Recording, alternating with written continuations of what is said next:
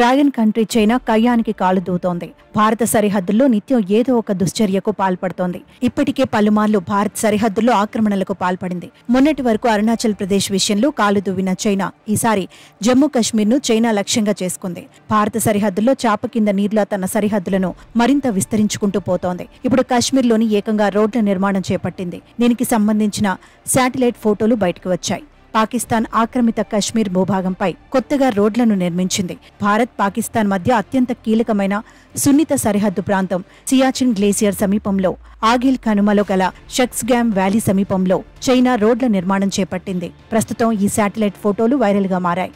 కశ్మీర్లోని గిల్గిట్ బాల్టిస్టాన్ నుంచి తమ దేశంలోని లిన్జియాంగ్ ప్రావిన్స్ ను కలుపుతూ ఇప్పటికే ఉన్న G219 నెంబర్ జాతీయ రహదారిని షక్స్గామ్ వ్యాలీ వరకు పొడిగించింది. సియాచిన్ గ్లేసియర్ సమీపంలో గల ఇందిరా కోల్ వెస్ట్ సరిహద్దుకు 50 కిలోమీటర్ల దూరం నుంచి ఈ జాతీయ రహదారిని నిర్మించినట్లు శాటిలైట్ ఇమేజెస్ స్పష్టం చేశాయి.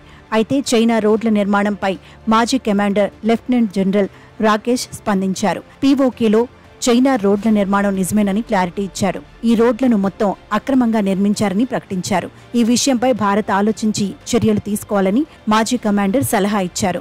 మరోవైపు భారత్లో సుదీర్ఘంగా సరిహద్దును చైనా కలిగి ఉంది. ఈ నేపథ్యంలో భారత్ సరిహద్దు ప్రాంతాల ఆక్రమణే లక్ష్యంగా చైనా ప్రవర్తిస్తోంది. అరుణాచల్ ప్రదేశ్, సిక్కిం రాష్ట్రాల్లో కూడా చైనా ఆక్రమణలు చేపట్టింది. అరుణాచల్ ప్రదేశ్ మొత్తాన్ని తనలో కలిపేసుకున్నట్లు మ్యాప్లను విడుదల చేసింది.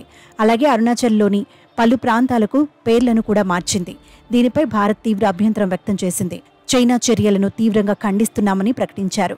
అంతేకాకుండా తమ దేశానికి హాని చేస్తే ఎంతవరకైనా వెళతామని ప్రధాని మోదీ హెచ్చరించారు.